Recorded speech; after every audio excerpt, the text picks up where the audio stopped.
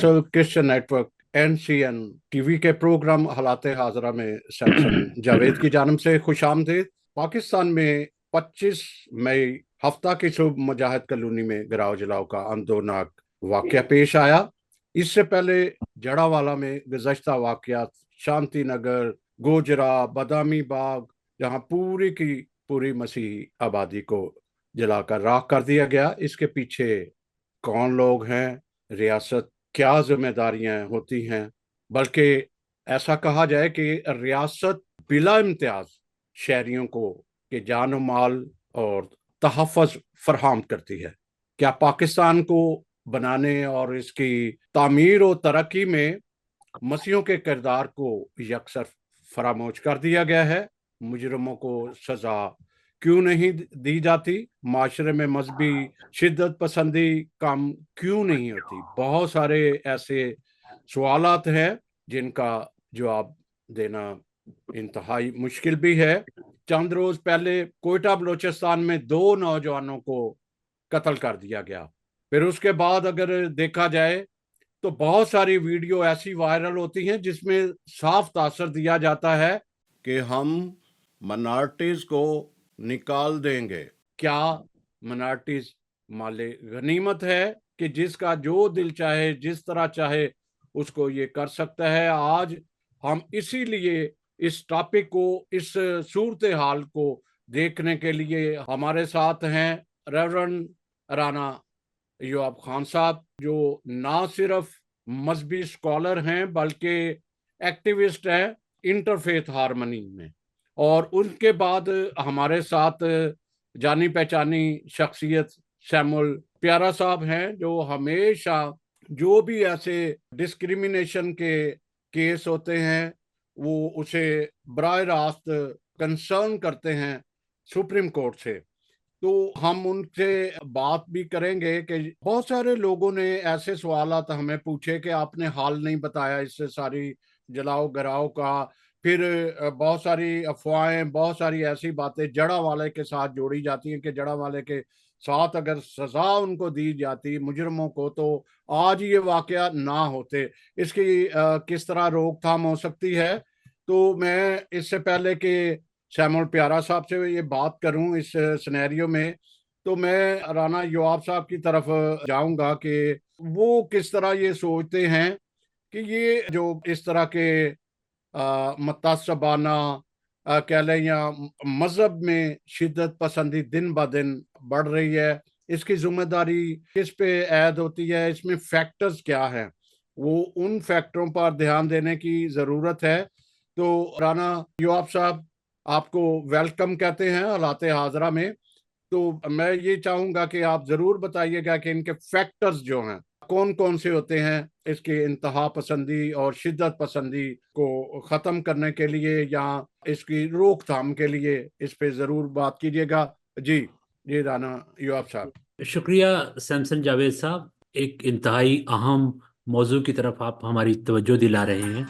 आज का प्रोग्राम इस हवाले से भी अहम है क्योंकि हफ्ते के दिन जो वाक़या हुआ और उसकी शिद्दत को पाकिस्तान के तुल अर्ज़ में बल्कि आलमी सतह पर महसूस किया जा रहा है, जहाँ जहाँ पाकिस्तान से ताल्लुक़ रखने वाले लोग मौजूद हैं। और फिर सैमुअल प्यारा साहब जो बज़ाते खुद पाकिस्तान में, पाकिस्तान से बाहर जानी पहचानी शख्सियत हैं और उनकी खिदमात ग्रां कदर हैं इस हवाले से कि वो लोगों को जोड़ते हैं और पाकिस्तान में जो लोग रियली मैटर करते हैं उनके साथ उनके मुसलसल राब्ते रहते हैं। और इस हवाले से भी आज का प्रोग्राम इंतहाई अहम है।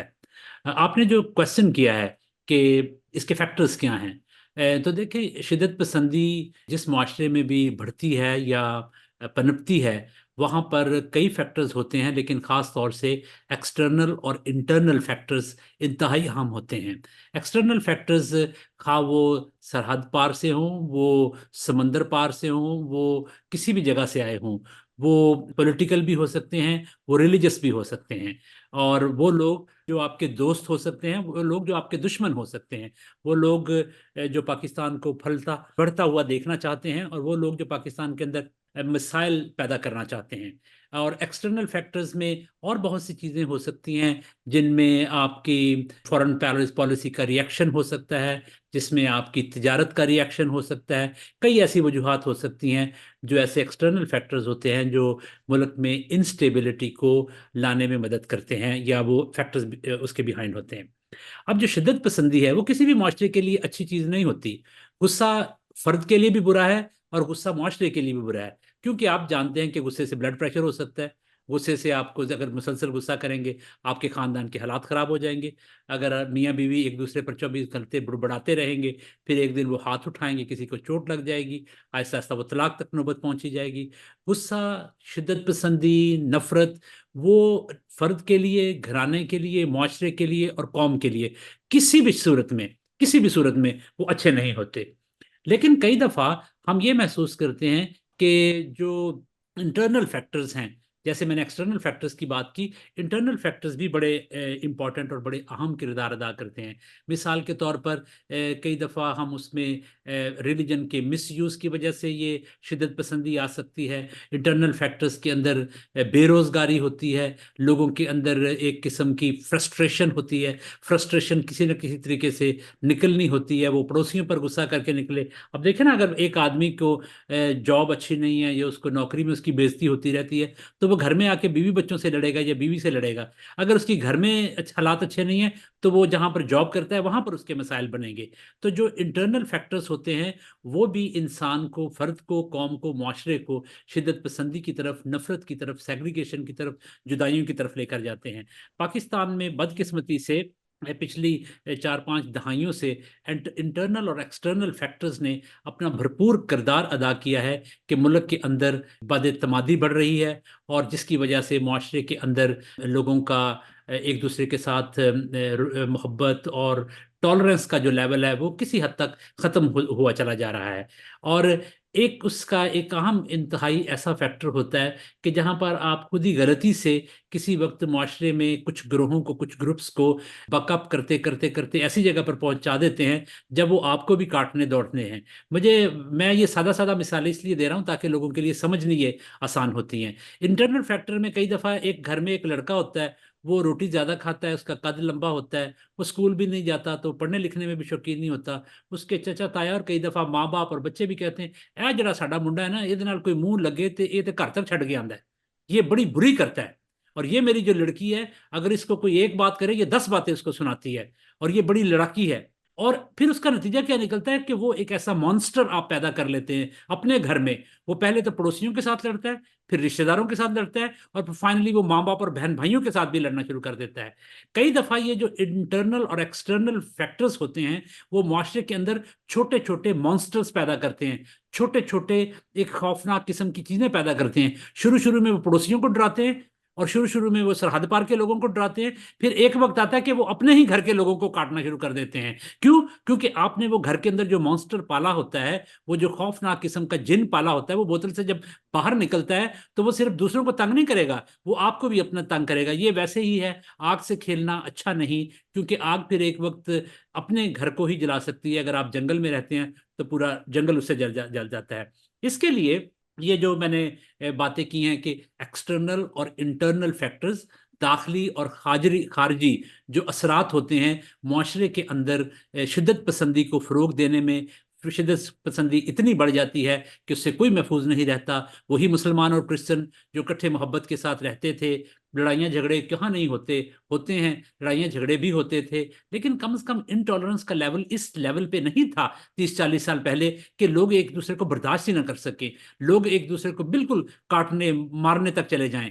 اور یہاں تک کہ کسی بات کا پتہ بھی نہ ہو، اس بات کا کوئی ثبوت بھی نہ ہو، وہ ایک ریومر ہو، ایک افواہ ہو اور ایک جھوٹی خبر ہو جس کو اس حد تک پھیلا دے، اور پھیلانے میں بھی کوئی محنت نہ کرنی پڑے. ایک آپ نے لاؤڈ سپیکر پر اعلان کرنا ہے، ایک شخص پکڑنا ہے جو مذہبی آؤٹ لک کا ہے، اس نے یہ بات کہنی ہے اور وہ بات کسی نے تصدیق بھی نہیں کرنی، اور تصدیق کیے بغیر ایک گھر کو جلا دینا ہے، ایک فیکٹری کو جلا دینا ہے، پورے محلے کو بھسم کر دینا ہے، زندہ لوگوں کو آگ میں جلا دینا ہے. اور جس میں انسیکیورٹی اتنی زیادہ بڑھ جاتی ہے کہ لوگوں کو ایک دوسرے کے اوپر اعتماد نہیں رہتا. جب جڑا بالا میں یہ واقعہ ہوا، جو لوگ وہاں پر گئے تھے، مجھے بھی وہاں پر بدقسمتی سے جانے کا اتفاق ہوا. چھوٹے چھوٹے بچوں سے ہم ملے جو اسکول جاتے تھے، اور وہ انہی محلوں میں سے، گلیوں میں سے گزر کر اسکول جاتے تھے جہاں سے وہ ہر روز جایا کرتے تھے. لیکن ایک بچی نے جو بات کہی وہ بڑی دردناک تھی کہ میں اب اسکول نہیں جاؤں گی کیونکہ جس گلی سے جس محلے سے میں گزر کے جانا ہے میں نے وہاں پر سارے مسلمانوں کی دکانیں ہیں اور ان کے گھر ہیں.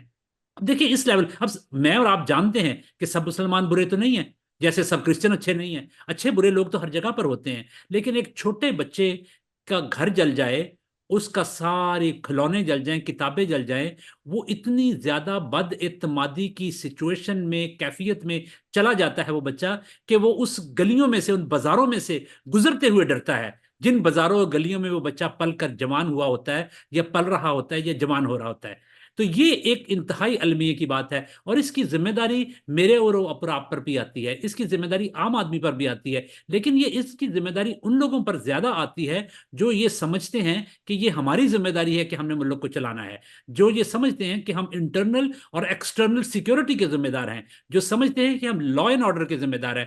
اور مذہبی علماء، پادری یا بشپ یا مولوی جو بھی ہیں، وہ یہ سمجھتے ہیں کہ ہم یہاں پر پیس اور ہارمنی کے ذمہ دار ہیں. اس لیے وہ تمام انسٹیٹیوشن، ادارے، افراد، مذہبی گروہ اور وہ تمام لوگ جو انٹیلیجنشیا ہے، صحافی ہیں، ان سب کی یہ ذمہ داری ہے کہ وہ یہ ذمہ داری لیں کہ یہ جو کچھ ہوا ہے یہ ہماری وجہ سے ہوا ہے. یا ہم نے آنکھیں چرائی ہیں، یا ہم نے کان بند رکھے تھے، یا ہم نے دھیان نہیں دیا، یا ہم نے اس مانسٹر کو پیدا ہونے دیا. شروع میں ہم نے پڑوسیوں کو، غیروں کو اس سے ڈرایا، اب یہ اپنے ہی بچوں کو ڈرا رہا ہے اور اپنے ہی بچوں کو کھا رہا ہے. یاد رکھیں کہ بچوں کو جنوں اور بھوتوں کی کہانیاں ڈرا کر سنانے والی ماؤں کے بچے جوان ہو کر بھی اندھیرے سے ڈرتے رہتے ہیں. اس لیے لوگوں کو ابھی بھی سوچنا چاہیے کہ یہ اب کہانیاں نہیں رہیں، یہ اب حقیقتیں بن کر ان کے خوابوں میں نہیں آ رہے، ان کے سامنے آ کر یہ جن بھوت، یہ ڈرونی چیزیں کھڑی ہو گئی ہیں. اور یہ ڈرونی چیزیں کہیں باہر سے نہیں آئیں، یہ ہم نے خود انڈوکٹرین کی ہیں، ہم نے یہ پیدا کی ہیں، ہم نے ان کو پالا ہے، ہم نے ان کو سنبھالا ہے، ہم نے ان کو بڑھایا ہے، اور سو مچ سو کہ ہم نے ان کو لیگل پروٹیکشن دے کر مضبوط کیا ہے. اور اب یہ وقت آیا ہے کہ لوگوں کو جو ریئلی میٹر کرتے ہیں، جن کے پاس اختیار ہے، جن کے پاس دانش ہے، حکمت ہے، الفاظ ہیں، بولنے کی، سوچنے کی، سمجھنے کی، سمجھانے کی صلاحیت ہے، ٹیچرز ہیں، اساتذہ ہیں، اور وہ صحافی ہیں، وہ فوجی اداروں کے سربراہ ہیں، وہ عدلیہ ہے، وہ وکلا ہیں، جو کوئی بھی ہے، سب کو چاہیے کہ وہ مل جل کر بیٹھیں اور اس بات کو سوچیں کہ اب ہم نے اس جن کو جو بوتل سے باہر نکل گیا ہے اس کو واپس بند کیسے کرنا ہے، اور پھر اس بوتل کو اتھا گڑھے میں بند کیسے کرنا ہے تاکہ یہ دوبارہ ہمارے بچوں کو نہ ڈرائے، ہمارے ملک کو انسیکیور نہ بنائے، پاکستان میں مذہب کی، انسانوں کی، ملک کی بدنامی کا سبب نہ بنے. رانا صاحب، میں ایک بات جو جانتا بھی، کیونکہ اسپیشل برطانیہ میں آپ کو بلایا گیا تھا انٹرفیتھ ہارمنی کے لیے، اس کا مطلب ہے کہ آپ انٹرفیتھ ہارمنی میں بڑے اسٹرانگ ہیں. اور طریقہ ہے، کیا پاکستان میں آپ کو ایسا نظر آ رہا ہے کہ انٹرفیتھ ہارمنی کسی کوئی صحیح یوز نہیں ہو رہی یا صحیح راستہ نہیں لے رہی کہ یہ امن ہو؟ پھر ہم پیارا صاحب کی طرف چلتے ہیں. جی، پاکستان میں انٹرفیتھ ہارمنی کے جو لوگ لیگ کے لیے جو کام کر رہے ہیں، پیارا صاحب، سیمل پیارا صاحب خود بہت اس میں ایکٹیو ہیں، بہت سے اور لوگ جن کو میں ذاتی طور پہ جانتا ہوں. میں یہ نہیں کہتا کہ وہ کام نہیں کر رہے، وہ کام بہتر نہیں کر رہے یا اور انہیں کرنا چاہیے. کام تو ہمیشہ ہی اور بہتر ہو سکتا ہے اور زیادہ کرنا چاہیے. لیکن اس کے علاوہ جو دوسرے فیکٹرز ہیں جو اس ہارمنی کو تباہ کرتے ہیں یا اس کو نقصان پہنچا، دیکھیں ایک پل جو ہے وہ پتہ نہیں 5 سال میں، 4 سال میں لاکھوں کروڑوں ڈالرز کی مدد سے بنایا جاتا ہے. دشمن کا ایک میزائل اس پل کو تباہ کر دیتا ہے، پھر اس کو کتنے سال لگتے ہیں. یہ لوگ جو محنت کر کے پل بناتے رہتے ہیں، ایک واقعہ رونما ہوتا ہے، وہ سارے پل کو بالکل بھسم کر دیتا ہے. اور جب یہ واقعات ہوتے ہیں تو یہی کہا جاتا ہے کہ یہ غیر ملکی سازش ہے، یا یہ کہا جاتا ہے یہ دشمنوں کا ایجنڈا ہے، یا یہ کہا جاتا ہے کہ یہ اینٹی مسلم ایجنڈا ہے. نو ڈاؤٹ یہ سارے باتیں ٹھیک ہوں گی، دشمن ایسے کرتے ہیں، میں یہ نہیں کہہ رہا کہ ان کو کرنا چاہیے، ان کا حق ہوتا ہے کہ وہ جو آپ کو ڈسٹیبلائز کریں. دشمن آپ کے مذہب کو بھی بدنام کرنے کی کوشش کرتے ہیں. اب کویسچن یہ ہے کہ جب آپ ڈاکٹر کے پاس جائیں، وہ آپ کی بیماری کی تشخیص کرے اور وہ کہے کہ آپ کے منہ پر کیل نکلے ہوئے ہیں تو پانی زیادہ پئیں، آپ کا پیٹ اگر خراب ہے تو آپ یہ کھائیں اور یہ نہ کھائیں اور یہ دوائی بھی لیں، تو کوئی نہ کوئی تو ڈاکٹر ہونا چاہیے نا جس نے اب یہ اس کی تشخیص کے بعد دوائی بتائے کہ اب اس کا علاج کیا ہے، اب اس کا پرہیز بھی بتائے کہ پرہیز کیا ہے. نہ ہمیں کوئی پرہیز بتاتا ہے، نہ ہمیں کوئی علاج بتاتا ہے. اور گھر میں کوئی ماں ہونی چاہیے جو سختی کے ساتھ ٹائم پر دوائی بھی دے، کوئی کیئرنگ لوگ ہونے چاہیے گھر میں، جو صبح بچے کو، اس شخص کو جگائیں اور کہے کہ 7 بج گئے ہیں، روٹی کھا لو، اس کے بعد تم نے دوائی کھانی ہے۔ اب ایسے لوگ، وہ معاشرے میں مذہبی علماء ہو سکتے ہیں، وہ معاشرے میں ایسے لوگ جو ان کی اتھارٹی ہے، کسٹوڈین ہو سکتے ہیں، وہ عدلیہ یا جو بھی لوگ ہیں جن کی یہ ذمہ داری ہے کہ وہ اب واچ ڈاگ کا کام کریں، وہ نگرانی کریں اس معاشرے کی، کہ اس معاشرے میں ان لوگوں کو 7 بجے جگا کر کھانا کھلا کر پھر دوائی کھلانی ہے، اور ان کو یہ چیزیں نہیں کھانے دینی، کیونکہ اب ان کی مسائل اس کی وجہ سے بہت زیادہ بڑھ گئے ہیں۔ تو میرا خیال ہے کہ انٹرفیس ڈائلاگ یا انٹرفیس ہارمنی کا اتنا قصور نہیں ہے جتنا ڈس ہارمنی پھیلانے والے فیکٹرز کا ہے۔ تو ہمیں دونوں کام کرنے ہیں، ایک تو وہ لوگ جو اعتماد پیدا کرنے کے لیے کام کریں، وہ اپنا کام کرتے رہیں، وہ اچھا کام ہے، لیکن میں آپ کو یہ بتاؤں کہ نفرت اتنی ہوتی ہے، وہ بہت ہی زیادہ ہوتی ہے، اندھیرا اتنا ہوتا ہے، وہ بہت زیادہ ہوتا ہے، لیکن اپنے حصے کی شمع جلانے سے آپ اندھیرا ختم تو نہیں کرتے، لیکن اندھیرے کو چیلنج ضرور کرتے ہیں۔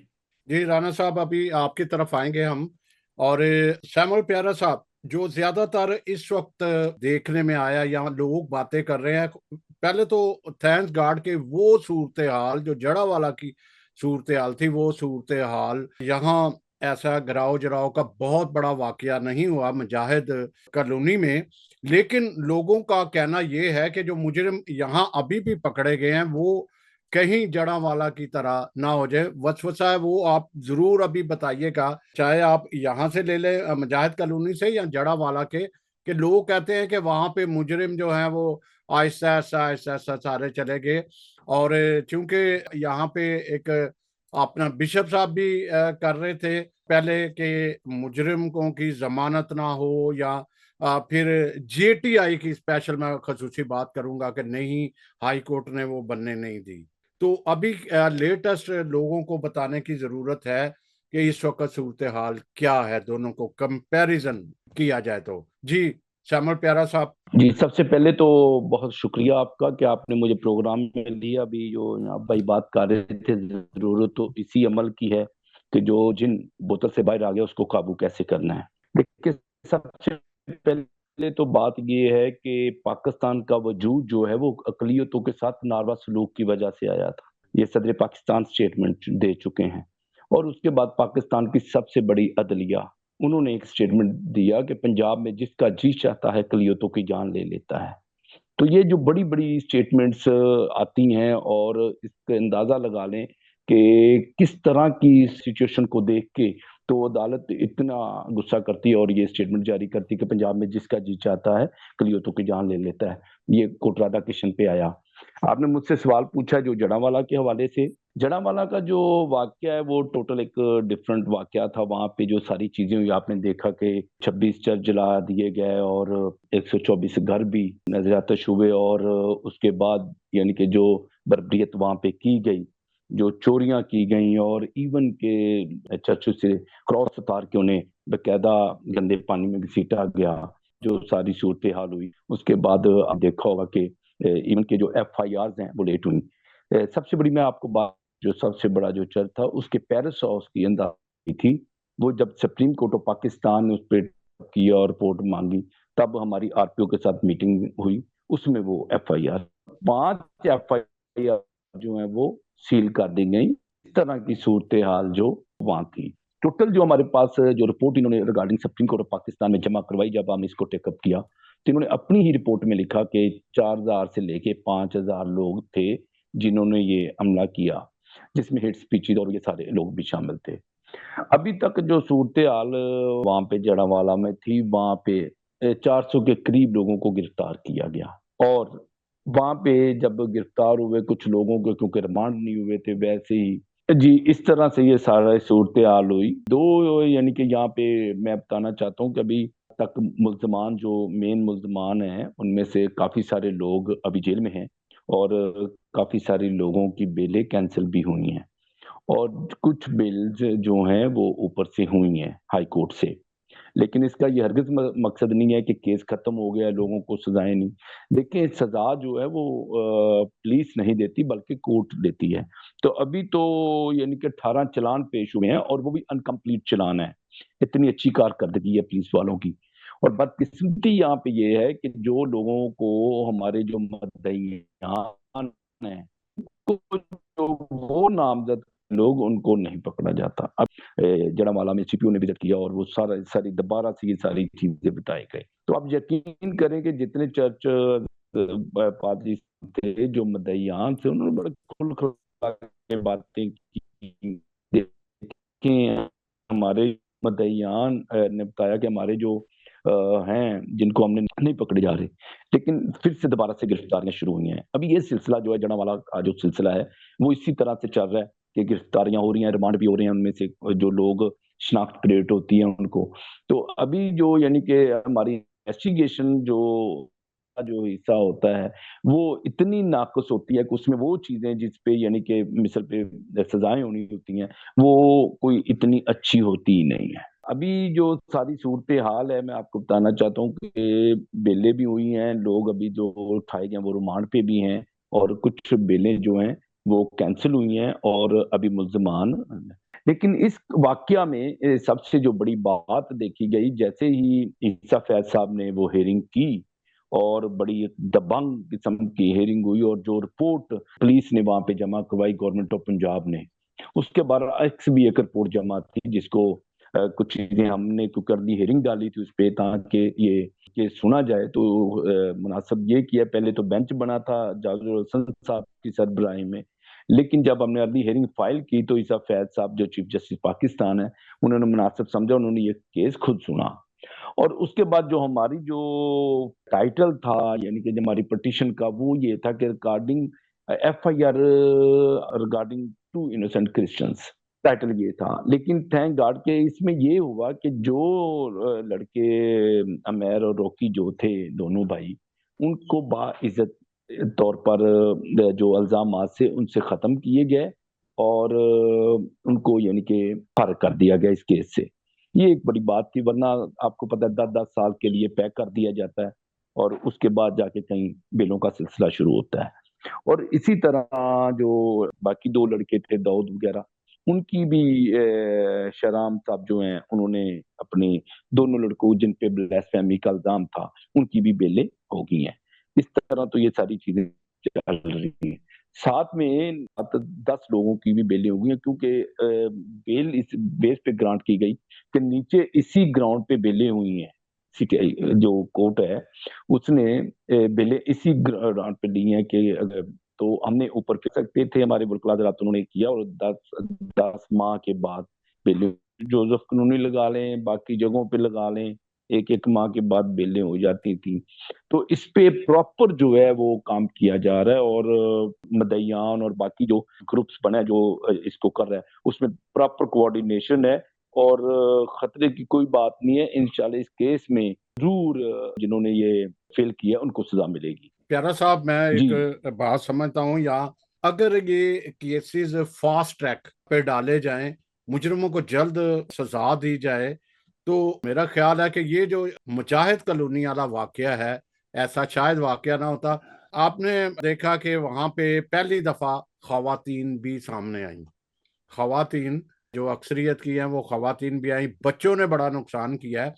तो ऐसा फास्ट ट्रैक में डाला होता, फिर लोग यही कहते हैं कि अगर मुजरिमों को सजा दी जी सैमसन होती साहब, मैं तो वाकया अंडरस्टैंड कर था। गया हूँ, जी आपका सवाल अंडरस्टैंड कर गया हूँ। हाँ देखें, बात इस हाँ तरह से है कि आपने देखा होगा कि अभी जो chief justice Lahore high court आए हैं उन्होंने बकायदा सीरियसली तौर पर इस पे नोटिस लिया कि अदालतों में जजेस साबी नहीं है। तो 3 माह से तो मेरे ख्याल से जनावाला में ICT कोर्ट में मेरे ख्याल से कोई जज ही नहीं थे दहशतगर्दी की अदालत में। वो दोबारा से यानी कि अब ये हुआ है। तो ये पहली दफा था कि काउंसिल ऑफ सलामी के अडियालो जी ने के चेयरमैन का बड़ा स्ट्रांगली बयान इस पे आया था कि फास्ट ट्रैक पे ये केसेस होने चाहिए। लेकिन बदकिस्मती ये है कि मैं आपको बता रहा हूँ कि 18 चलान अभी पेश किए हैं और वो भी अनकम्प्लीट हैं। तो ये तो सूरत हाल है वहां की। और उस पे यानी कि देखें 1 साल 10 माह हो गए हैं और उसमें 2 हेयरिंग्स हुई हैं सुप्रीम कोर्ट में। इसको तो यानी कि बड़े तेजी से इस पे करना चाहिए था, लेकिन क्योंकि मैं समझता हूँ कि अदालतों पे भी केसेस के प्रेशर हैं या इस तरह से सारी चीजें हैं, तो ये सारी चीजें चल रही हैं। लेकिन कंपनसेशन का जहां तक जनावाला का प्रॉब्लम था, वो हमने एक पिटिशन की जिसको chief justice Lahore high court ने सुना, और जो यानी कि 7 लोग थे ان کو فوری طور پر 1,40,00,000 रुपया جو ہے نا وہ دے دیا گیا. لیکن بات ابھی وہاں کی وہاں ہی ہے. کمپنسیشن کے جو معاملات ہیں وہ بھی وہاں ہیں, ابھی جو چرچز کی تعمیرات ہیں وہ بھی وہاں کی وہاں ہیں, اور جو ہمارے اصل ملزمان ہیں وہ بھی ابھی تک گرفتار نہیں ہوئے. یہ صورتحال ہے. باقی پھر آ جاتے ہیں مجاہد کالونی والے کیس کی طرف, کیونکہ میں نے اس پہ سب سے پہلے جب آپ نے مجھے بتایا کہ 7:30 بجے آپ کو یہ تھا, اسی طرح سب سے پہلے میں نے رابطہ شعیب شڈل صاحب سے کیا, one man commission supreme court of Pakistan سے. ان کو میں نے خود ڈی پی صاحب کا نمبر دیا, کیونکہ جیسے یہ واقعہ ہوا تو جڑاوالا کا فیصل آباد کے جو آر پی او اور سی پی او صاحب ہیں وہ فل فلیج حرکت میں تھے. انہوں نے باقاعدہ سیکورٹی بڑھائی, وہاں چیزیں ہوئیں, کیونکہ آپ سمجھتے ہیں. تو انہوں سے نمبر لے کے پھر تیسری کال مجھے آ جاتی ہے خبیر آزاد صاحب کی, گرینڈ مام آف باشمبز. تو انہوں نے بھی پھر اپنا جو علماء کے ساتھ انہوں نے ایک سارا جو پلان کرنا تھا, وہاں پہ امن کمیٹی کے حوالے سے یہ وہ ساری چیزیں ہوئیں. لیکن بدقسمتی یہ ہے کہ وہاں پہ جو ہیٹ سپیچز آپ نے سنی کہ کس طرح سے موب کو وہ کیا جا رہا تھا, اور یہ جو مساجد میں اعلان ہے اس کی روک تھام کے لیے ایکٹ بھی ہے لیکن امپلیمنٹیشن نہیں ہے, اور یہ ساری چیزیں ہمیں کرنے کی ضرورت تھی. لیکن یہاں پہ میں ایک سیمسن بھائی بات ضرور بتانا چاہوں گا کہ اس دفعہ جو لیڈ فورس تھی یا فورس تھی, انہوں نے اپنا کنٹریبیوشن کیا ہے.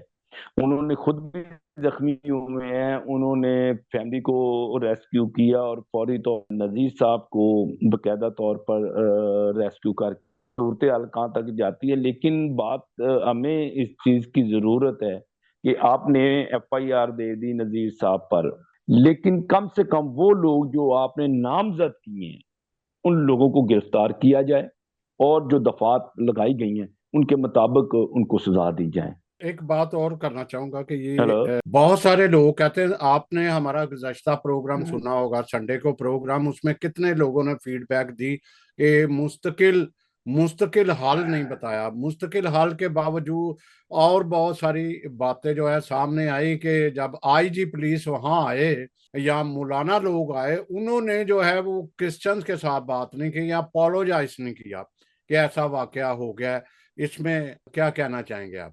جی بالکل, میں بتاتا ہوں آپ کو, کیونکہ سیمسن بھائی جب یہ جڑا والا کا واقعہ ہوا تو وہاں پہ جب فرسٹ ہیئرنگ ہوئی تو میں نے وہاں پہ باقاعدہ طور پر بینچ میں یہ بات کی. سپریم کورٹ کا 3 ممبر کو سن رہا تھا جس کو جاج الحسن صاحب کر رہے تھے.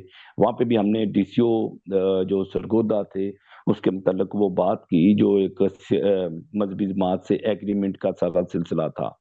یہ تو ہم نے وہاں پہ بلاچ کیا تھا, اور سپریم کورٹ میں باقاعدہ اس کو نوٹس بھی کیا, اور ڈی سی او کو آلریڈی پارٹی بنایا ہوا تھا ہم نے, اور ڈی سی او نے اپنی رپورٹ بھی جمع کروائی وہاں پہ. تو یہ آلریڈی وہاں پہ ہے, جیسے یہ ہیئرنگ ہوتی ہے تو اس میں تو دیکھا جائے گا. لیکن مستقل حل اس کا ایک ہی ہے کہ تمام مذاہب کے جو لیڈرز ہیں یا باقی لوگ ہیں وہ لوگوں تک یہ نچلی سطح پر انٹرفیس اور اویئرنیس کی ضرورت ہے. اب اتنا یعنی کہ وہ جو رانا صاحب جو بات کر رہے تھے, ہم ایک دوسرے کو برداشت ہی نہیں کر پاتے. سب سے میں آج ہی میں بتانا چاہتا ہوں کہ جو ہمارے مدعیان تھے اور جو جڑا والا کے ملزمان تھے, انہوں نے باقاعدہ ان پر وہ ایف آئی آر کروائی ہوئی تھی. آج اس کی خدا کا شکر ہے کہ بیلیں ہوئی ہیں سب کی. تو اس طرح سے یہ ساری چیزیں چل رہی ہیں, اور ہمیں ایک دوسرے کو سپورٹ کرنے کی ضرورت ہے. اور سب سے بڑی جو بات ہے کہ اگر اس طرف سے کوئی غلط انفارمیشن آ رہی ہے تو آپ ہماری طرف سے کوئی غلط انفارمیشن نہیں جانی چاہیے. یہ بھی بڑا ایک اکاؤنٹ کرنے والی بات ہے. دیکھیں کہ لوگوں نے یہ کر دیا کہ جی وہ نذیر صاحب کی ڈیتھ ہو گئی ہے. دیکھیں آپ انتظار کریں, وہاں پہ لیڈرشپ ہے, تحریر صاحب ہیں, باقی دوست ہیں, تو انتظار کرنا چاہیے ہمیں اس چیز کا. اور کچھ لوگوں نے تو یہاں تک کہہ دیا کہ 2 بہنوں پہ ایف آئی آر ہوگی ہے, ان پہ وہ بلیس فیملی. تو اس طرح کی جو چیزیں ہیں ان سے بھی ہمیں پرہیز کرنا چاہیے. جب تک آپ کے پاس کوئی رائٹ انفارمیشن نہیں ہے, آپ کو کوئی شوق نہیں ہونا چاہیے کہ آپ اسے ویڈیو پہ وائرل کر دیں یا ایسی چیزیں کر دیں. کچھ چیزیں جو ہیں وہ اپنے ہی خلاف انگیز جاری ہوتی ہیں جب آپ غلط انفارمیشن لوگوں تک پہنچاتے ہیں. ہمیں ویٹ کرنا چاہیے جب تک آپ کے پاس کوئی رائٹ انفارمیشن نہیں آتی, وہ لوگوں تک آپ نہ بھیجیں. جی ایک بڑی اسٹرانگ پریس کانفرنس کی گئی جس میں ہمارے بشپ سبسٹین شاہ صاحب بھی گئے اور مولانا خبیر آزاد صاحب، انہوں نے کافی اسٹرانگ پریس کانفرنس کی. لیکن میرا یہ بھی مطالبہ ہوگا ان سے کہ جس طرح طاہر الاشرفی صاحب نے بڑی اسٹرانگ سٹیٹمنٹ دی ہے کہ اس دفعہ ملزمان کی حمایت نہ کی جائے، ان کا ساتھ نہ دیا جائے، اور یہ ایک اچھی سٹیٹمنٹ ہے. رانا صاحب، آپ سے میں یہ پوچھنا چاہوں گا کہ ہمارا کردار جو ہے نا، ہر بندے کے پاس، ایک تو پاکستان میں یہ بڑی مصیبت ہے کہ ہر بندے کے پاس اپنا ایک موبائل ہے سمارٹ، اسی وقت خبریں بھی لگانا شروع کرتا ہے، تبصرہ بھی. ہماری کمیونٹی کا، مسیح کمیونٹی کا ایک کیا کردار ہونا چاہیے، کیسا ہونا چاہیے؟ ہم اس مشکلات، بلکہ زیادہ سنگین صورتحال کی بجائے ہم کیسے ایزی کر سکتے ہیں؟ اور ایک دوسری بات یہ بھی کہوں گا کہ مولانا اشرفی کے ساتھ آپ کے بڑے قریبی تعلقات ہیں. میں نے بھی آپ کے ساتھ، ان کے ساتھ کافی میٹنگوں میں پہلے جب آتے تھے تو کی ہوئی ہیں اٹینڈ. آپ کی ریسنٹلی کوئی بات ہوئی یا کوئی ایسی صورتحال بتائی ہو؟ جی جی، یہ جو آپ کا کویشچن ہے یہ تو کافی بڑا کویشچن ہے. اس کا چھوٹا سا جواب تو نہیں ہو سکتا کہ ہمارا کیا کردار ادا ہونا چاہیے کہ بحیثیت مسیحی، انفرادی طور پر اور اجتماعی طور پر بحیثیت کمیونٹی. اس کے لیے میرا خیال ہے کہ ہمیں پاکستانی کرسچنز جو کردار ادا کر رہے ہیں، کیا ہونا چاہیے وہ بات کی بات ہے. جو آج تک کردار ادا کرتے رہے ہیں وہ تو انتہائی ظلم، مشکلات اور پریشانیاں سہنے کے باوجود بھی اپنے محدود وسائل کے ہوتے ہوئے جو کچھ بھی پاکستان میں کر سکتے ہیں، ہیلتھ کیئر میں، ایجوکیشن میں اپنا کردار ادا کرتے ہیں. پاکستانی حتی الامکان کوشش کرتے ہیں کہ وہ ملک کی بدنامی کا سبب نہ بنے. ہو سکتا ہے میری انفارمیشن ٹھیک نہ ہو. میری انفارمیشن میں نہیں کہ کراچی سے لے کر پاکستان کے کسی حصے میں بھی کوئی مذہبی، کوئی مسیحی انفرادی طور پر بھی کسی دہشت گرد تنظیم کو اس نے جوائن کیا ہو. میری انفارمیشن میں نہیں ہے کہ پاکستان کے اندر یا پاکستان سے باہر ملک کو بدنام کرتے ہیں، ملک کے خلاف سازشوں کا حصہ بنتے ہیں. کبھی بھی آج تک کسی پاکستانی کو، وہ امیر ہو یا غریب ہو، مذہبی رہنما ہو یا سیاسی رہنما ہو، اس کو پاکستان کی لا انفورسمنٹ ایجنسی یا سیکیورٹی ایجنسیز نے ملک کے لیے سیکیورٹی رسک قرار نہیں قرار دیا. کبھی بھی پاکستانی مسیحیوں کو اس بات کا الزام نہیں دیا گیا کہ انہوں نے پاکستان کے خلاف سازشیں بنانے میں کوئی کردار ادا کیا ہے. تو اب اس کے علاوہ بیچارے کیا کر سکتے ہیں؟ ایک یہ موبائل فون کسی غریب کرسچن کے پاس ہے، اس کے بھی بیچارے کو ٹیکس دیا ہوا ہے اس نے. اگر وہ اس پہ کوئی اچھا برا لکھ دیتا ہے، کچھ کہہ دیتا ہے، تنگ آ کر، غصے میں آ کر، اپنے بہن بھائیوں کی لاشیں اٹھانے کے بعد، اپنے چرچوں کو جل جانے کے بعد، تو یہ بھی اس کو حق نہیں ہے کہ وہ ظلم بھی سہے اور آواز بھی نہ نکالے، گلا بھی دبایا جائے اور چیخ بھی نہ نکالے. تو میرا تو خیال، مطلب یہ صرف پاکستانی مسیحیوں کے نہیں، میں جتنی بھی پاکستان میں مظلوم طبقات ہیں، خواہ وہ کوئی بھی غریب ہے بیچارہ، وہ مسلمان ہے، دیکھیں پس وہی رہا ہے جو مظلوم ہے، یہ غریب ہے، یہ پریشان ہے، یہ اقلیت ہے. تو مسیحی اس میں سر فہرست ہیں. لیکن میں اس چیز کے اوپر ایک چیز ضرور کہوں گا کہ ہمیں کوئی اتنا، مسیحیوں کو پچھلے 2000 سال میں کئی تاریخ میں ایسے واقعات ہوئے، یورپ میں، مڈل ایسٹ میں، پاکستان میں، ہندوستان میں مسیحیوں کے حالات بڑے برے ہیں، اور وہاں پر بھی مسائل اتنے اچھے نہیں ہیں، وہاں پر بھی ایسے ہی کچھ ہو رہا ہے. تو جہاں پر بھی مسیحیوں کو مشکلات میں سے گزرتے ہیں تو ہمارے لیے مشل راہ ایک ہی ہے، اور ہمارے لیے ہدایت اور نور کا سرچشمہ ایک ہی ہے، اور وہ یسوع مسیح ہے. اور یسوع مسیح کی تعلیمات اور انجیل مقدس کی تعلیمات دنیا میں اس لحاظ سے ممتاز ہیں، مختلف ہیں، کیونکہ وہ ایک ایسی کمیونٹی کو، جب وہ پسے ہوئے ہوں، مظلوم ہوں، مر رہے ہوں، کراہ رہے ہوں، تو اس میں کیسے انہوں نے زندگی گزارنی ہے، اس کے لیے ہدایات دیتی ہیں. بائبل مقدس کسی حکمران کے پرسپیکٹو سے نہیں لکھی گئی. انجیل مقدس ہمیں یہ تعلیم نہیں دیتی کہ تم نے حکومت کیسے کرنی ہے اور طاقت کا ایگزرٹ کیسے کرنی ہے. یسوع مسیح کی تعلیمات انتہائی خوبصورت ہیں، صرف مسیحیوں کے لیے نہیں، ہر اس طبقے کے لیے، ہر اس شخص کے لیے جو مظلوم ہے، جو مشکل میں ہے، جو نفرت کا شکار ہے. دیکھیں میں یہاں پر برطانیہ میں جو آرگنائزیشنز اسلاموفوبیا کے لیے کام کر رہی ہیں، ہاں مسلمانوں کو یہاں کبھی کبھی مسائل کا شکار ہوتا ہے، تو میں ان کو بھی یہ کہتا ہوں کہ اگر آپ انجیل میں یسوع مسیح کی تعلیمات کو پڑھیں تو وہ آپ کو بتائیں گی کہ جب لوگ تم سے نفرت کریں گے تو تم نے کیسے جینا ہے، جب لوگ تمہیں ماریں گے تو تم نے کیا کرنا ہے، جب تمہیں عبادت خانوں سے گھسیٹیں گے تو کیا کرنا ہے، جب لوگ تم سے نفرت کریں گے تو کیا کرنا ہے۔ بائبل مقدس تو بھری پڑی ہے، انجیل تو اور نیا عہد نامہ جو تو بھرا پڑا ہوا ہے ایسی تعلیمات سے۔ ہمیں اتنی کوئی پریشان، ہمیں کوئی انٹلیکچوئل کی ضرورت نہیں ہے، کہ ہمیں کوئی پروفیسرز کی ضرورت نہیں ہے، آپ کو کوئی میرے جیسے لوگوں کی کہ وہ بڑی بڑی تقریریں کر سکیں، ہمیں کسی اسٹریٹجی کی ضرورت نہیں ہے۔ ہمارے پاس کلام مقدس میں سنہری اصول بتا دیے گئے ہیں کہ جب لوگ تم پر ظلم سہیں، پریشانیاں پیدا کریں، تو ہم نے کیسے رہنا ہے۔ چرچ کی تو تاریخ ہی یہی ہے کہ وہ پرسیکیوشن کے اندر سے نکل کر پلا ہے، بڑا ہے، جوان ہوا ہے اور آگے بڑھا ہے اور دنیا میں پھیلا ہے۔ لیکن پاکستانی مسیحی بہت اچھا کردار ادا کر رہے ہیں۔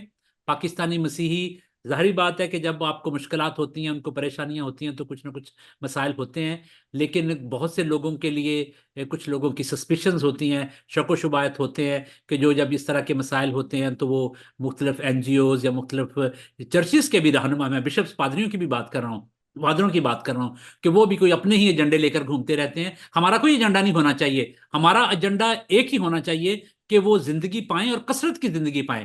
ہمارا ایجنڈا ایک ہی ہونا چاہیے، کیا تھکے ماندے اور بوجھ سے دبے ہوئے لوگوں میرے پاس آؤ تو میں تمہیں آرام دوں گا۔ ہمارا یہی ایجنڈا ہونا چاہیے کہ مظلوم کے ساتھ کھڑے ہو، اور جب خود ہم مظلوم ہوں تو ہم نے کیسے ظالم کے سامنے بھی کھڑے ہونا ہے، اور کیسے ہم نے جس ملک میں خدا ہمیں رکھ رہا ہے یا ہم رہ رہے ہیں، جس ملک نے ہمیں آئیڈینٹی دی ہے، اس کی بھی مدد کرنی ہے کہ وہ ملک ایک محبت کا گہوارہ بن سکے، کیونکہ خدا نے ہمیں جو محبت سکھائی ہے، محبت کی ہے اور ہمیں دنیا میں بھیجا ہے، ہمیں اس لیے بھیجا ہے۔ اس لیے پاکستانی مسیحیوں کے لیے میں کوئی نصیحت کی بات تو نہیں کر رہا، میں تو خود انسپائر ہوتا ہوں جب میں اپنے بہن بھائیوں کی فیس بک پر اور کئی چیزوں کو دیکھتا ہوں۔ اس میں بہت سی چیزیں امیچور ہو سکتی ہیں، اس میں بہت سی چیزوں کو مزید بہتر بنایا جا سکتا ہے، لیکن کراچی سے لے کر پشاور تک پاکستان میں ایسے لوگ موجود ہیں، جوان، بوڑھے، پادری، فادر، جو دعائیں کرتے ہیں۔ ہمیں سب سے بڑی بات ہے، ہمیں دعا کرنے کی ضرورت ہے۔ دوسری بات ہے، ہمیں اتحاد کی ضرورت ہے، ہمیں اپنے لیڈروں کے ساتھ چلنے کی ضرورت ہے۔ لیڈروں کو بھی اور زیادہ پیشنیٹ بننے کی ضرورت ہے، لیڈروں کو بھی اور زیادہ آؤٹ گوئنگ ہونے کی ضرورت ہے، انہیں دیکھنے کی ضرورت ہے کہ وہ صرف اپنی کرسیوں کو یا اپنی چودروں کو یا اپنی سیٹس کو سنبھالنے یا مضبوط کرنے کی جستجو نہ کریں، بلکہ وہ جن قوموں کو، جن لوگوں کو ریپرزینٹ کریں۔ اب دیکھیں، جو پاکستانی مسیحی ہیں، ہم اکثریت جو ہے ہماری، تو وہ تو غریب لوگ ہیں، تو غریبوں کے نمائندے کیسے ہوتے ہیں، یہ ہمیں دیکھنے کی ضرورت ہے۔ کہ ضروری نہیں کہ غریبوں کا نمائندہ اگر کوئی لمبی بڑی کار میں سے نکلے گا اور اس کے پاس کروڑوں روپیہ یا اربوں روپیہ ہوگا تو وہی پاکستانی مسیحیوں کا اچھا نمائندہ ہوگا۔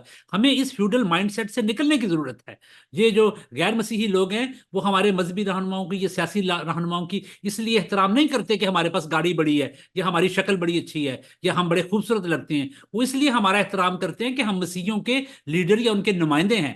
تو ہمیں اسی لحاظ سے اپنے آپ کو پیش کرنا چاہیے کہ ہم ایک غریب قوم کے غریب نمائندے ہیں، اور یاد رکھیں کہ جو خدا نے عزت اور جو خدا نے اہمیت ہمیں اسی غربت اور مشکل حالات میں رکھ کے دی ہوئی ہے، اسی میں سے ہم ایسے لیڈر پیدا کر سکتے ہیں۔ اور ایسے لیڈر جو ہمارے ہیں، انہیں اب یہ سوچنا چاہیے کہ پاکستان میں کیسے ہم نے اپنے لوگوں کی رہنمائی بہتر طریقے سے کرنی چاہیے، کر سکتے ہیں۔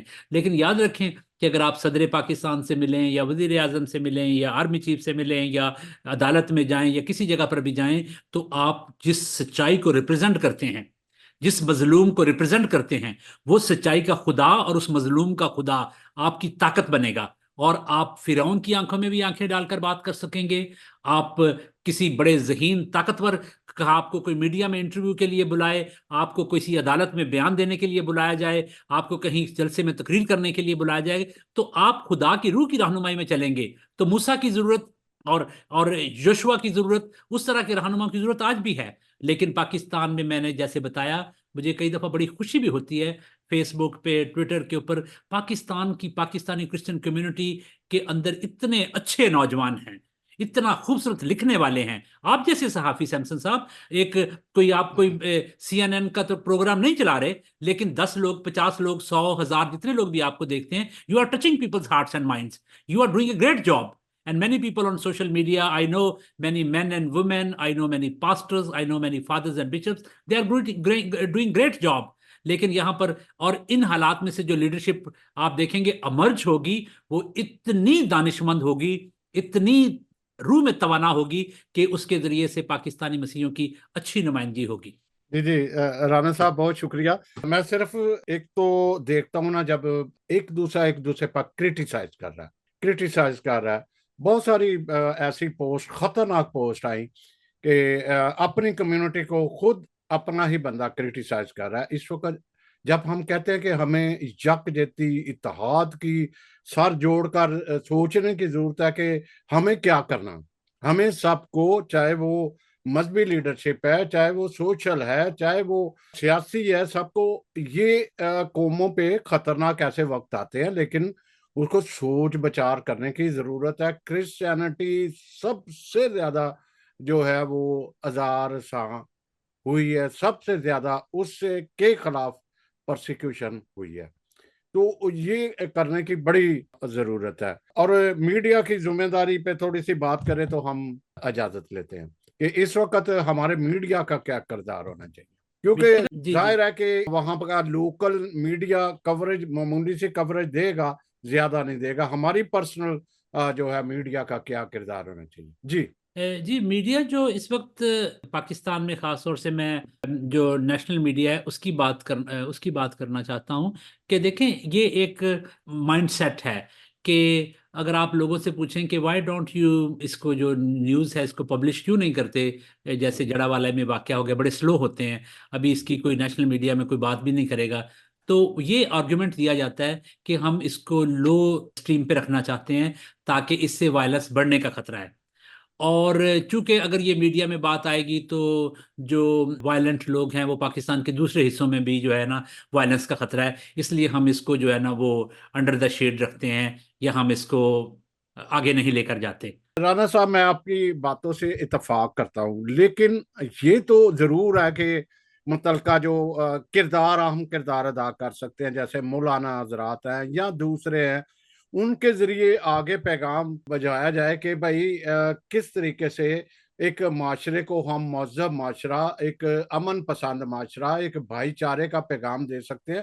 یہ تو ذمہ داری میڈیا کی بنتی ہے کہ جی میڈیا نہیں، کو، آپ نے، ہاں میری بات ختم نہیں ہوئی، میں یہ کہنا چاہ رہا تھا کہ یہ جو نقطہ نظر ہی بنیادی طور پر غلط ہے کہ یہ کہنا کہ خبر آنے سے لوگ مشتعل ہو جائیں گے تو اقلیتوں کو اور مسائل ہوں گے۔ تو ایک پنجابی کا بڑا مشہور شعر ہے، وہ آپ نے سنا ہوگا، بابا نجمی کا، وہ شعر اس طرح سے ہے کہ ماڑے نو وکھ بنن نالوں، ماڑے نو وکھ بنن نالوں تگڑے دے سنگ پنوں، سانجی کھرلی وچوں جڑا کھان نہیں دیندا پٹھے۔ تو اب آپ میڈیا میں خبر آئے گی تو اقلیتوں کے حالات اور خراب ہو جائیں گے، اس لیے ہم میڈیا میں خبر نہیں دے رہے۔ اگر آپ پرپیٹریٹرز یا جو اوپریسرز ہیں ان کا نام لیں گے یا ان کی نشاندہی کریں گے تو اقلیتوں کے حالات اور زیادہ خراب ہونے کے خطرات ہیں، اس لیے ہم ان کا نام نہیں لے رہے۔ اگر آپ اس طرح کی بات کرتے ہیں تو یہ آپ در حقیقت میں پاکستان کی کوئی ہیلپ نہیں کر رہے، بلکہ آپ پاکستان کو نقصان پہنچانے کی کوشش کر رہے ہیں، کیونکہ اس طریقے سے تو پاکستان کے مسئلے حل نہیں ہوں گے۔ جب تک جو ظالم ہے اس کا ذکر نہیں ہوگا، جب تک آپ اس کی بات نہیں کریں گے تو تب تک تو یہ مسئلہ حل نہیں ہونا۔ اس لیے میں ذاتی طور پر اس نقطہ نظر کی نشاندہی کر کے اس پہ تنقید کرنا چاہ رہا تھا کہ میڈیا میں یہ ضرور خبر آنی چاہیے۔ اگر دیکھیں ظلم کا، آپ ظالم کا سر نہیں توڑ سکتے، ظالم کے سینگ نہیں توڑ سکتے، جو جڑا سانجی کھرلی وچوں کھان نہیں دیندا پٹھے، تو پھر آپ کو لا انفورسمنٹ ایجنسی اور ہمارے ٹیکسوں کے پیسے سے اتنی بڑی بڑی پولیس اور اتنی بڑی بڑی عدلیہ اور ان کو رکھنے کا کیا فائدہ ہے؟ اگر عدلیہ صرف طاقتور لوگوں کو ہی انصاف دلا سکتی ہے اور غریبوں کا یہ انصاف ہی نہیں کر سکتی، اگر پولیس جو ہے وہ منسٹروں کو اور ان کو ہی صرف حفاظت کر سکتی ہے، اب دیکھیں نا یہ اس طرح کے واقعات جب ہوتے ہیں، پولیس کی آن گوئنگ ٹریننگ ہوتی رہنی چاہیے، اور اس ٹریننگ کے ذریعے سے لوگوں کو یہ بتانا چاہیے کہ جی یہ مسئلہ ہے، اور پولیس کی ٹریننگ کرنی چاہیے کہ جب اس طرح کے مسائل ہوں۔ اور اگر آپ پولیس کے بہت سے پولیس آفیسر سے پوچھیں، ان کو پتہ ہی نہیں ہوتا جب اس طرح کا واقعہ ہونا ہے تو ہم نے کرنا کیا ہے اور ہم نے کس طریقے سے اس کو ٹیکل کرنا ہے۔ تو دوسری طرف آپ جو بات کریں جو مذہبی رہنما ہیں، اور میں بہت سے لوگوں کو جو اپنے ہمارے مذہبی علماء ہیں کرسچن کو بھی، لیکن خاص طور سے جو ہمارے مسلمان بہن بھائی ہیں ان کو میں تھوڑا سا تنقید کروں گا ان پر اس حوالے سے کہ جب اس طرح کے واقعات ہو جاتے ہیں تو وہ کہتے ہیں کہ جی یہ مسلمان نہیں کر سکتے، تو وہ جو کیا ہے وہ کوئی ہندو ہیں، وہ یہودی ہیں، وہ کوئی کافر ہیں، وہ جنہوں نے کیا وہ محلے کے لوگ تھے، اور وہ جب یہ کہہ رہے تھے تو اس وقت تو وہ کلمہ پڑھ رہے تھے، اس وقت تو وہ دین کے نام پہ یہ کر رہے تھے. تو اس لیے یہ باتیں کرنے کی نہیں ہوتی، بلکہ آپ سچائی کو سامنا کریں. دیکھیں جب آپ سچائی کا سامنا کریں گے تو سچائی آپ کو آزاد کرے گی. کسی عدالت نے آپ کو آزاد نہیں کرنا، نہ ہی کسی قانون نے آپ کو آزاد کرنا ہے، آپ کو سچائی نے آزاد کرنا ہے. تو جب آپ سچائی کا سامنا نہیں کریں گے، جب آپ سچائی کو فیس نہیں کریں گے، سچائی کیا ہے؟ سچائی یہ ہے کہ یہ مذہب کے نام پر ہوا ہے. سچائی کیا ہے؟ کہ یہ مذہب کے مس یوز پہ ہوا ہے. سچائی کیا ہے؟ کہ وہ جاننے والے محلے کے لوگ تھے جنہوں نے یہ کیا ہے. سچائی کیا ہے؟ کہ وہ عورتیں اور مرد اکٹھے تھے جیسے آپ نے کہا ہے، اور سو مچ سو کہ بچے ان جلوسز میں شامل ہو کر وہ وائلنس کر رہے ہوتے ہیں. تو یہ سچائی، جب تک آپ اس سچائی کو کھلے دل سے قبول نہیں کریں گے اس وقت تک آپ اس کا علاج نہیں کر سکیں گے. یہ کہہ کے کہ جی یہ جو کام ہے نا یہ ہم نے نہیں کیا، یہ کام جو ہے نا یہ غیر ملکی سازش ہے، یہ جناب اینٹی مسلم ایجنڈا ہے، نو ڈاؤٹ یہ سب کچھ ہو سکتا ہے. تو اب اس کا علاج کیا ہے؟ اس کا سب سے پہلا علاج یہ ہے کہ جب آپ کی کوئی بیماری لگ جائے تو آپ یہ ڈاکٹر کے پاس جائیں اور یہ کہیں کہ میں بیمار ہوں. میں بہت سے لوگوں کو جانتا ہوں پاکستان میں، وہ ان کو شوگر ہو جاتی ہے تو وہ مانتے نہیں کہ مجھے شوگر ہے. ان کی نظر خراب ہو جاتی ہے تو وہ تین سال اینک ہی نہیں لگواتے، نہیں نہیں ٹھیک ہے بس ویسے ہی وہ میرا خیال ہے بھوک کی وجہ سے مجھے ٹھیک نظر نہیں آ رہا تھا. وہ اپنی اینک نہیں لگوانا چاہتے. اور کچھ لوگ ذہن ان کا تسلیم نہیں کرتا کہ میں بیمار ہوں. کچھ لوگوں کا ذہن تسلیم نہیں کرتا کہ مجھے ڈاکٹر کے پاس جانے کی ضرورت ہے. میں سمجھتا ہوں کہ پاکستان میں بہت سے لوگ مینٹل ہیلتھ کا ایشو ہے، ان کو ڈاکٹرز کے پاس جانا چاہیے. اور اس طرح کے جو مذہبی لوگ مذہب کے نام پہ نفرت پھیلاتے ہیں ان کے ذہنی علاج بھی کروانے کی ضرورت ہے، ان کے قانونی بھی علاج کروانے کی ضرورت ہے. ان کے ذہنی علاج کے بھی، ان کے پیچھے فیکٹرز کیا ہیں؟ اتنے وائلنٹ ہو جاتے ہیں. پڑوسی جب پڑوسی کو مارے اور اس کو پتا ہو کہ پہلے تو ہم ایک دوسرے سے برف بھی لے لیتے تھے اور ایک دوسرے کے کام بھی کر دیتے تھے، آج میں اس کے گھر جلا رہا ہوں، تو اس کو شخص کو سوچنا چاہیے کہ کیا میری کو ذہن کے اندر کوئی فطور تو نہیں چل رہا، مجھے اپنے کسی بیماری کا شکار تو نہیں ہو چکا. اور میں بتاؤں آپ کو، ایک پاکستان میں جو کام کرنے کی ضرورت ہے، ہم جو غیر پاکستان سے باہر رہ رہے ہیں، ہم یہ کام بہتر کر سکتے ہیں کہ پاکستان کی مدد کرنی چاہیے یہ اسٹیٹ کی یا وہاں کے علماء کی، کہ اور کئی ملکوں میں اگر اس طرح کی سملر سچویشنز تھی تو انہوں نے اس کو کیسے ٹیکل کیا ہے. اب دیکھیں نا، اگین جب یہاں پر کچھ مسائل ہوتے ہیں اقلیتوں کے لیے، ایتھنک مائنورٹیز کے لیے، تو ان کو کیسے ٹیکل کیا جا سکتا ہے، یا اس کو کیسے سعودی عرب کے اندر یہ واقعہ ہو تو پھر سعودی عرب کیسے کرے گا، ایران کے اندر یہ واقعہ ہو تو ایران کیسے کرے گا، اگر یہ سیریا کے اندر مسیحیوں کے ساتھ ایسے ہو تو سیریا کیسے کرے گا. کیا ایسے واقعات وہاں پہ ہو سکتے ہیں؟ اگر نہیں ہو سکتے تو کیوں نہیں ہو سکتے؟ اگر ہو جائیں تو وہ کیا کریں گے؟ یہ جو فارن آفس ہے ان کو دوسرے ملکوں کے ساتھ بھی ایسے نظریات ایکسچینج کرنے چاہیے عالمی سطح پر. ان کے تجربات سے سیکھنا چاہیے کہ آپ نے کیسے اس کو نپٹا ہے، آپ نے اس سے کیسے سیکھا ہے. یہی نہیں کرنا چاہیے کہ اگر انڈیا میں منورٹیز کے ساتھ برا ہو رہا ہے تو پاکستان میں بھی منورٹی کے ساتھ ہوتا رہے. کوئی بات نہیں، ہمارے پڑوس میں بھی تو کرسچن کے ساتھ زیادتی ہو رہی ہے، ہمارے پڑوسی میں بھی تو مسلمانوں کے ساتھ زیادتی ہو رہی ہے، تو اگر پاکستان میں ہو گئی تو کیا ہوا؟ نہیں، ہمیں دیکھنا چاہیے کہ بہت سے ملکوں میں نہیں ہو رہی. اگر وہاں پہ نہیں ہو رہی تو ہے تو وہ بھی انسان، وہ کیسے بچے ہوئے ہیں اس بیماری سے؟ وہ کون سے کپڑے پہنتے ہیں، وہ کیا کھانا کھاتے ہیں، وہ کس طرح سے سوچتے ہیں، ان کا مذہب کو سوچنے کا کیا انداز ہے، ان کے کالجز یونیورسٹی میں کیا پڑھایا جاتا ہے. ہو سکتا ہے غریب ملکوں میں بھی لوگ محبت سے رہ رہے ہوں. غربت ہی صرف وجہ نہیں ہے نفرتوں کی، اور بھی بہت سی وجوہات ہوتی ہیں. جی رانا صاحب، آپ کو یاد ہوگا کہ کوئی چند دن پہلے لیونگ لیول کی منسٹری تھی، ان کے وزیر نے، یو کے وزیر نے اس کو ریزائن کیا. وہ منسٹری اس لیے بنائی گئی تھی کہ تمام کمیونٹی، تمام رنگ و نسل لوگوں کے ساتھ دیکھا جائے کہ کیا ان کے ساتھ برابری کا سلوک ہو رہا ہے. تو اس طرح کی وہاں بھی ایسا شروع کرنا چاہیے کہ کیا ڈسکریمنیشن جو ہے وہاں پہ مذہب کے لیول سے یا کمیونٹی کے یا کوئی بھی لیول ہے وہ کیسے بہتر ہو سکتا ہے. یہ میرے خیال میں ریاست جہاں عام لوگوں کی ذمہ داری ہے، جہاں مذاہب کی ذمہ داری ہے، سیاسی لوگوں کی ہے، وہاں ریاست کی. یہاں پہ کافی سارے فیکٹرز ایسے ہیں جو مل بیٹھ کے ایک اچھا معاشرہ، ایک مثالی حکومت بنا سکتے ہیں. جی رانا صاحب، آپ کا بہت شکریہ، آپ نے اپنا ایک قیمتی وقت بھی دیا، بہت اچھی باتیں بھی کی اور اسی طرح ہم پیارا صاحب ان کا بھی شکریہ ادا کرتے. تو میں ناظرین آپ سے یہ ضرور بتاتا جاؤں گا کہ جو پاکستان میں ہے کچھ بین الاقوامی تغیرات یا تبدیلیاں آئیں، اس سے وہاں پہ جو منافقت یا تعصب پیدا ہوا. آپ پیچھے چلے جائیں کچھ عرصہ پہلے کہ کٹھے مسلم کرسچن پڑھتے تھے، شادیاں ان میں آنا جانا تھا. بہت جو بیک ورڈ علاقے تھے وہاں پہ تعصب ضرور تھا، لیکن اتنا نہیں تھا جتنا کہ زیادہ ہو گیا ہے. اور اس کی جیسے میں نے پہلے بھی بتایا کہ منارٹیز کوئی مال غنیمت نہیں. ان کا جو کردار ہے پاکستان بنانے میں، جو کردار ہے معاشرے کو فلاحی اداروں کا، اسکولوں کا، ہاسپٹلز کا، اس کو روشناس کرانے کی ضرورت ہے. سلیبس کا جو ہے وہ دیکھنے کی ضرورت ہے، تب جا کے یہ بہتر ہو جائے گا. پاکستان کے لیے انتہائی خطرناک ہے. ان کی بڑی اقوام متحدہ تک، یورپین یونین تک کافی ایسی بدنامی ہو رہی ہے. مشکلات سے نکالنے کے لیے یہ بہت ضروری ہے کہ حکومت کو اس کے زیادہ سے زیادہ اس طرح کی ایکٹیویٹیز کو، سرگرمیاں شروع کرنی چاہیے جس سے اس طرح سے تعصب ختم ہو. بہت شکریہ آپ سب کا. اور اس کے لیے میں پھر کہوں گا کہ ہمارا چینل ضرور سبسکرائب کیجئے گا. بہت شکریہ. Thank you.